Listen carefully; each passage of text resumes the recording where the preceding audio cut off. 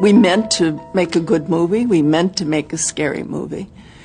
But I had no idea that it was going to be that good or that scary. The effect was really searing on a lot of people because this wasn't just The Omen, it wasn't just Rosemary's Baby. It had a psychological, religious impact. It's about a real street in a real town with real people living in it, in the house, and upstairs on the 3rd floor of this house is a real little girl who happens to be possessed by a demon. It was strange and interesting to see how the film kind of, from being a horror film, became kind of a phenomenon, testing people's stamina. I was as much watching what was going on, not believing that the world, that people could react in that way. I mean, I was like, why are they reacting? It's a movie. The film delivers to this very day that very precious commodity, a powerful emotional response. Well, whether it's positive or negative, doesn't matter. It's a response. You were alive during those 2 hours. You were alive. Somewhere between science and superstition, there is another world. The world of darkness.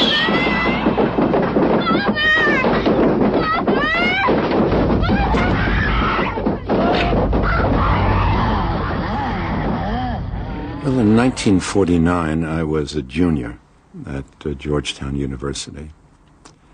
And in class, I heard some details about a so-called case of possession and an exorcism that was going on in the neighborhood somewhere nearby. The victim, who was identified as a boy, was of a Lutheran family. There were poltergeist phenomena surrounding him. And the family had gone to their minister, who told them, let the boy stay in my house overnight. Well, all hell broke loose in that man's home. He then said, look, I don't know what to tell you about this. The Catholics claim to be able to do something about this. They deal with that sort of thing. And you might go to a Jesuit priest. How do you go about getting an exorcism?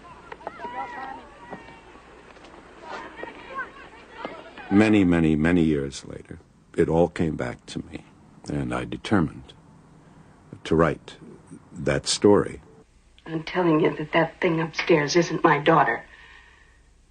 Now, I want you to tell me that you know for a fact that there's nothing wrong with my daughter except in her mind. I designed the film so that there would be blazingly bright scenes, as in Iraq, and in the cold light of Georgetown in the fall, and then there would be these dark scenes in the attic and the exorcism room and all of that.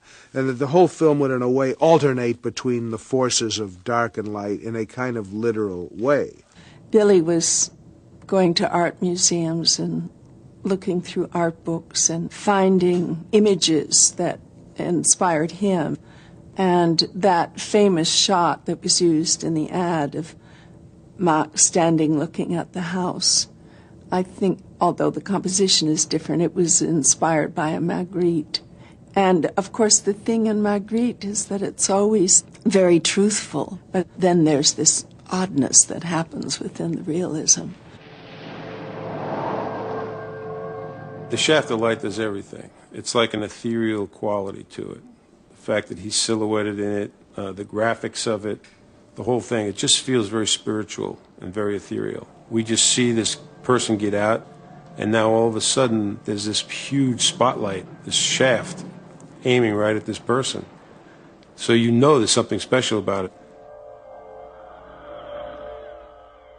It deals with very heavy forces, and I was a little worried about what that would mean to work with those. Of course, on a 15-month schedule, as we had, you certainly expect the laws of probability would presume that certain things would happen. But in my 32 years of making films, I've never had a set burn down, and we did on The Exorcist. We had a fire that's still a mystery The set caught on fire one weekend when no one was there. I remember that was terrible. Shut down. I think it shut us down for about 6 weeks. They never did find the reason for that either. They couldn't find an electrical problem. They couldn't find an arsonist. Just through attrition, I think there was 3 or 4 people died. There were a couple of unfortunate deaths during the filming. There were 9 deaths, which is an enormous amount of deaths connected with the film. Some very directly, like the actor Jack McGowan, who gets killed in the film, completed shooting, and died. It's very simple. If you have a production that lasts 2 weeks or 3 weeks, nothing happens. But if you have a production that lasts for a year or 9 months, a lot of things have to happen. Accidents one way or the other. Max von Sydow's brother died. The assistant cameraman whose wife had a baby during the shoot, the baby died. The man who refrigerated the set died. The young black night watchman. And these weren't casualties from stunts or things like that. These were kind of men standing behind a camera all of a sudden, dropping dead. Of course, it always makes for great stories about what happens, if it was cursed or whatever. It's very good for publicity, but if you don't believe in devil, you don't believe in curses. Simple. But there was definitely a feeling that it could happen. We were playing around with something. I even felt it. I felt around, I was playing around with something I shouldn't be playing around with.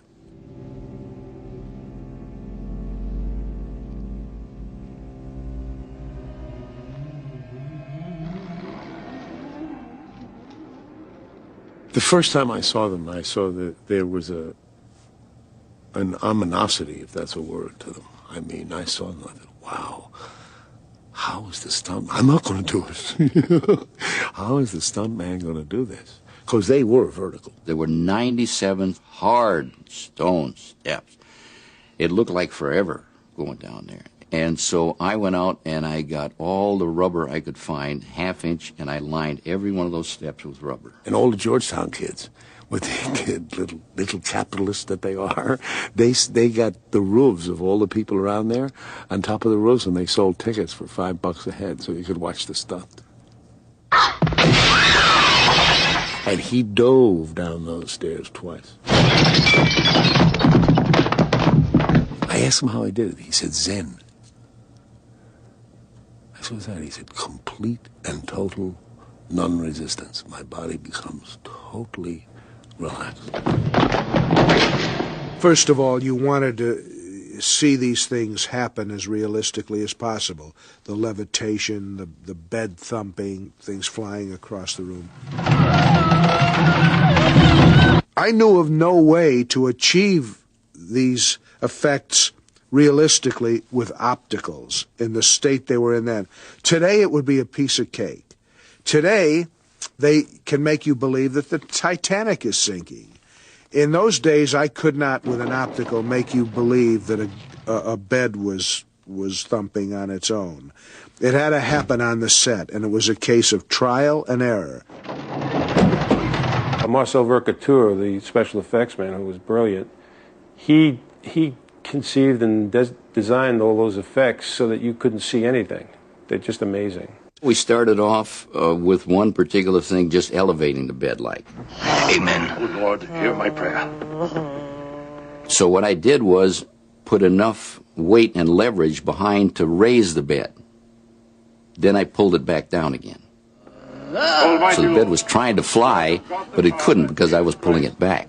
It really worked well. But anyways, we got so many things that I built another bed, and then I built another bed. So I had 3 beds. Hasten to our call for help. So all these beds all did different things. The room itself was sitting on 8 pneumatic wheels in order to create the earthquake. All of that work in that room was excruciating to get because it was all done mechanically. Do something, Doctor, please help I said to Billy, if I was a devil, I'd get up and grab her, and I would thrash her. I would let her know. He said, go ahead and do it. It's a rigging that Marcel Vaucotier came up with that was a mold of my back, and it was like a hard metal. And then they had like a brace around my stomach, and then it was laced up on the sides. I had her completely strapped in, and I had her. It was actually manually pumped by some big men on the other side of the wall. I could throw her up and back, and I had her. And the lacing came loose while I was being thrown, and so as I went forward, the piece was coming back. So it was a constant. And the dialogue was, please make it stop, it hurts, it burns, whatever. She started screaming. I didn't know what to do. And so I'm just yelling, it hurts really, really, and somebody thought I yelled Billy. And I actually never broke character. That's the footage I use in the movie where I'm crying my eyes out because they are brutally damaging my back. I had a rig around my midriff with a wire coming out the back, and the stuntman was pulling me. So we took her back the first time, and it was a good shot. And Billy said, we're going to do it again. I said, Billy, he's pulling me too hard. I can get hurt. And Billy said, well, it has to look real. I said, I understand, but I'm telling you I could get hurt. And the stuntman was standing there listening to this, and Billy said to him, okay, don't pull her so hard. But as I turned away, I felt them exchange a look. And he said, give it to her this time. And I said, really?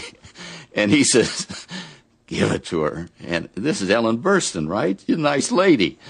And so I said, okay. So when I hauled off, she came completely off her feet.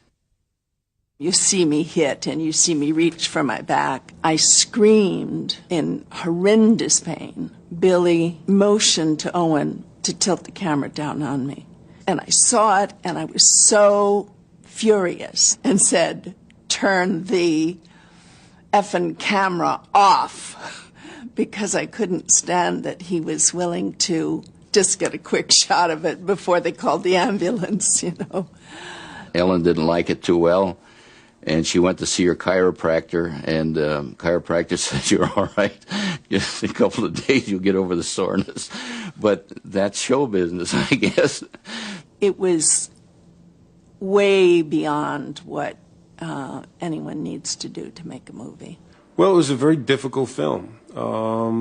Billy was reaching for the limit. He was committed to it, and he was obsessed by it himself, and that obsession was contagious. He knew what to do with this film from the minute that he read the book. And it was his vision, so all of us just participated by doing what he wanted. Billy didn't kid around. When he said he liked something, they said he really liked it, you see. He never flattered. And he knew how to make each one of us work. And that in itself was very interesting, because I got to watch everything from the bed. And you never knew when he was going to explode or not explode. So there was always a tension on the set.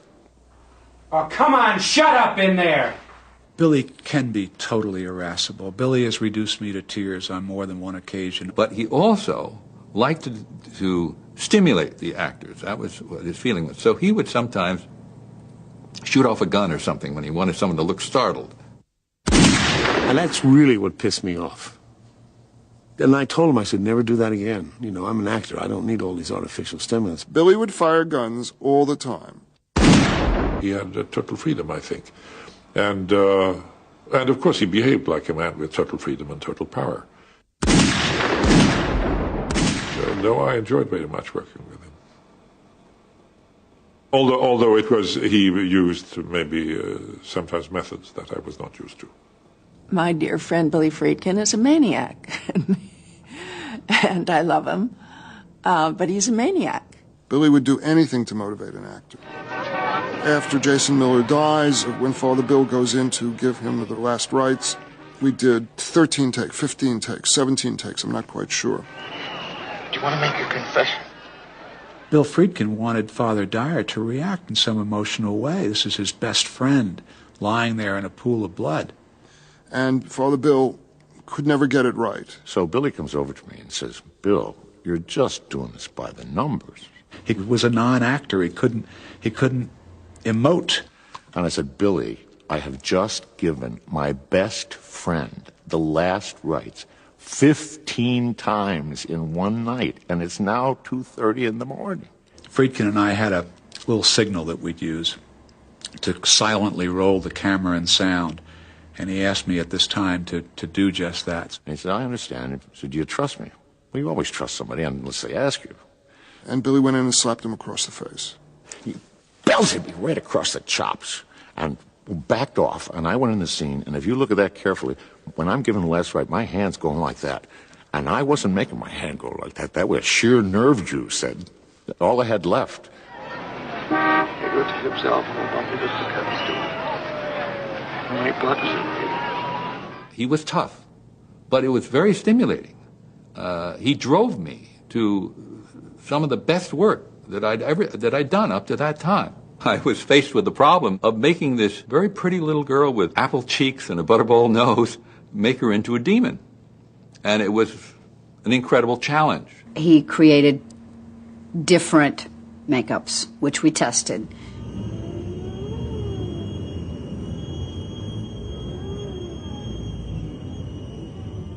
I think it was 6 all different makeups.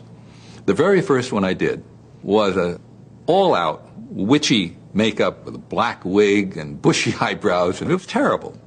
But it proved one thing, and that was that I could take this round face and make it look pretty horrible. One day I had the thought that the disfiguration that results in her face should come from something that Reagan did to herself. And I thought, what if in the scene where she's masturbating with a crucifix, we see that her whole face is streaming with blood, fresh blood, as though she had used the crucifix to scar herself. The makeup, once established, progressed. And here she's got even more wounds and stuff on her face. I thickened the upper lip, and I gave her a thick, distorted, cracked lower lip that kind of drooped over to one side, and that twisted her mouth. And he took a cast of my tongue. And so it was fit on my tongue perfectly, and it was I just had to ball it all up and stick it in my mouth. But I mean, it's horrible in the movie. It is, I admit. That's just a horrible, horrible thing to look at. To confront this cruel demon. I was concerned for Linda. I think we all were kind of concerned, because she was young and innocent, and not into this thing at all.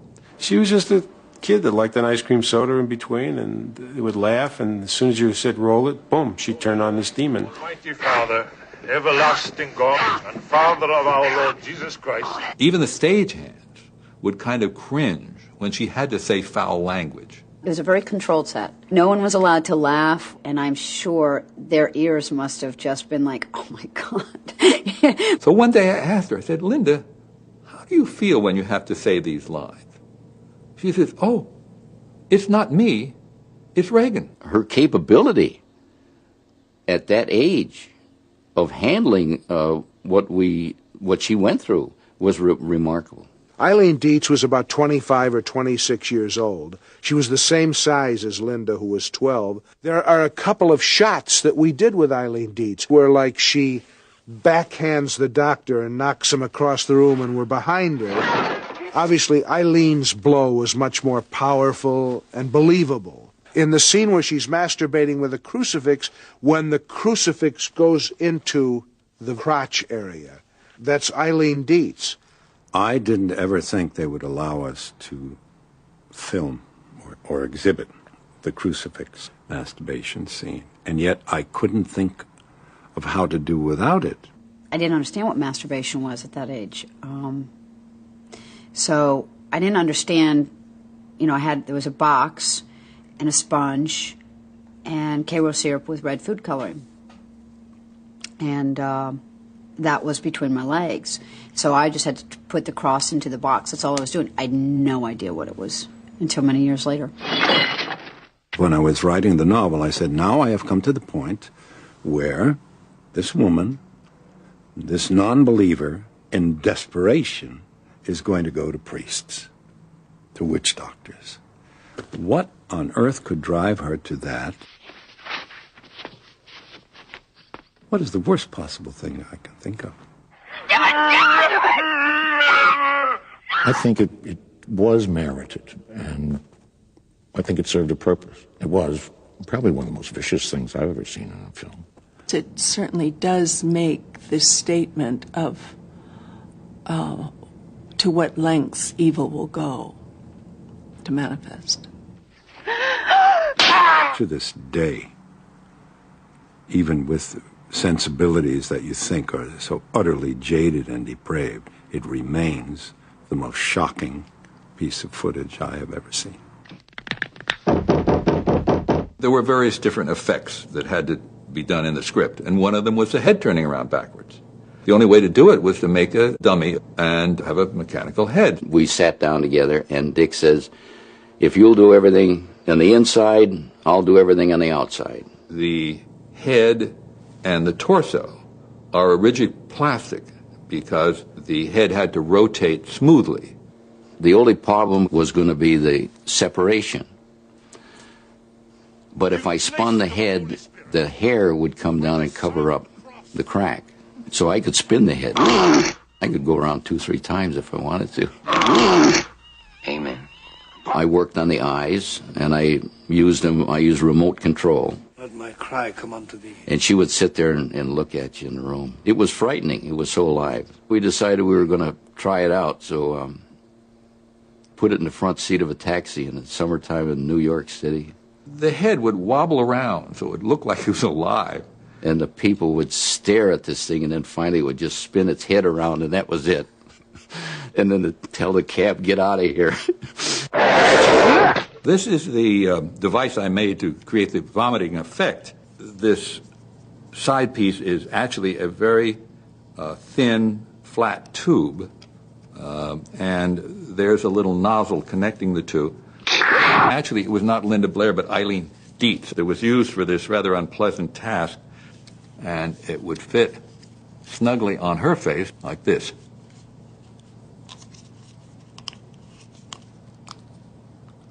And then I connected these to a special pump that Marcel Vercouter had loaded with hot pea soup. See the cross of the Lord. Begone, you hostile power. Oh Lord, hear my prayer. Let my cry come unto thee. You remember in the little girl's room, whenever she went demonic, the room became extremely cold. How do you make breath show in a room? Today they can draw it in digitally. It's rather expensive, but it's less expensive than what we did. So I got a hold of this refrigeration fella, and I built this giant cocoon.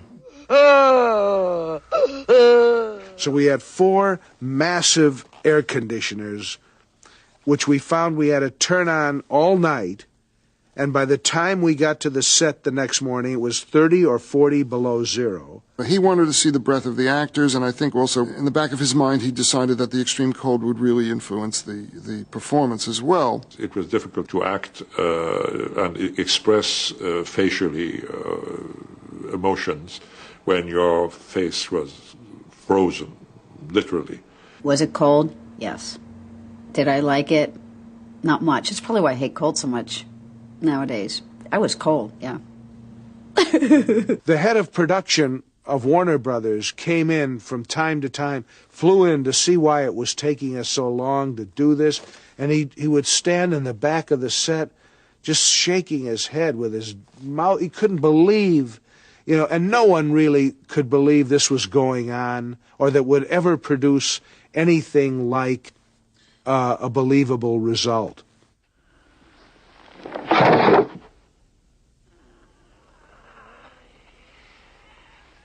Did you do that? When I started the film, I had no idea how we were going to do the demon voice. And Billy pulled out a book of Hieronymus Bosch paintings and said, I want Linda Blair's voice to sound like Hieronymus Bosch. Didn't necessarily make total sense to me, but the impression was that Linda Blair's voice should be a kind of chorus of voices. And at the center of it should be whatever we in general consider to be evil. It should be a kind of neutral voice, neither male nor female, but with male characteristics, but with female characteristics. Who the hell sounds like that? Who has ever sounded like that? And the name Mercedes McCambridge came into my mind's eye. She was a great actress and had this most distinguished voice. We gave her raw eggs and whiskey, and she started chain smoking, and I lashed her to a chair. Now kindly undo these straps. The most curious things would happen in her throat. Double and triple sounds would emerge. Very much akin to what you could imagine a person inhabited by various demons would sound like. I don't think there was anything like it, sound-wise, up to that point where everything was just super exaggerated. We did a lot of experimentation with various noises. Took a bee and did, what every kid does with insects, puts it in a jar and punches holes in the top, and the bee started buzzing around, and I just stuck the mic there. Sometimes there would be processed.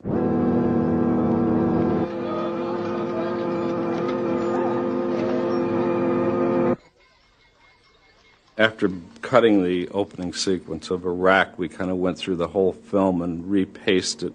Looking at it, I thought, well, there's a lot of exposition, basically, that you really don't need because it's slowing the film down, like taking a walk with Reagan through Washington, seeing all the monuments. I know that there's been a lot of controversy about certain scenes that are out of the film, particularly the last scene. My feeling as the interpreter of that material was, we don't need it. But there's a sense in which we did need it, Bill. How's the girl? She seemed fine. Many people, to this day, interpret The Exorcist as a downer. I thought that the scene from the novel between Kinderman and Dyer would allow the audience to feel, hey, cool it, everything's okay. You knew this relationship that Karras had with Kinderman lives now through Father Dyer. God's in his heaven, all is right with the world. That's something I think that the film could use. I don't want to direct the way people think about this beyond what is already, to me, self-evident.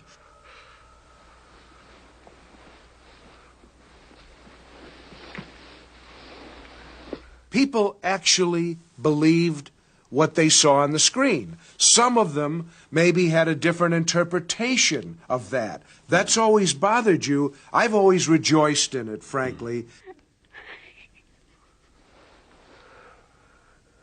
You son of a bitch! Everybody who sees the film takes from it what they bring to it. God damn you! Take me! Take me! I don't want him to think the devil won. Well, to me, it's how could they possibly think that?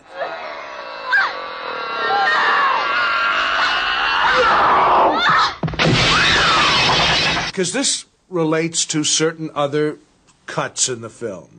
The dialogue between Marin and Karras in a kind of a break in the exorcism scene, which in the film now is just two guys sitting on the stairs, but which you had written a quite beautiful dialogue. Why this girl? It makes no sense.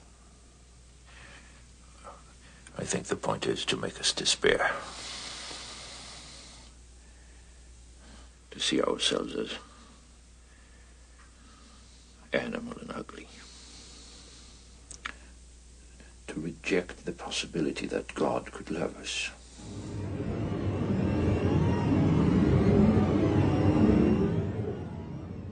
This sequence comes right upon the discovery that Burke Dennings is dead. And I remember having great difficulty getting what I thought was a proper reaction from Ellen Burstyn. He fell down from the top of the steps right outside. By the time he hit M Street, he broke his neck. Oh, God. I could not make the transition to how she would have reacted right on top of that to the spider walk. Bill, it may have been could be a problem in the writing. You know, I really mean that, because what you're asked to do there is deal with a double climax. Well, Either three. one is the end of the scene. Right. Yeah, I know. I just thought of how I should have written it, Bill. Actually, the moment she hears the words, "Burke's dead," there should have been a scream instantly from Sharon, Chris, before there's any time to react to that, and the boom. That would have been great. Oh, God.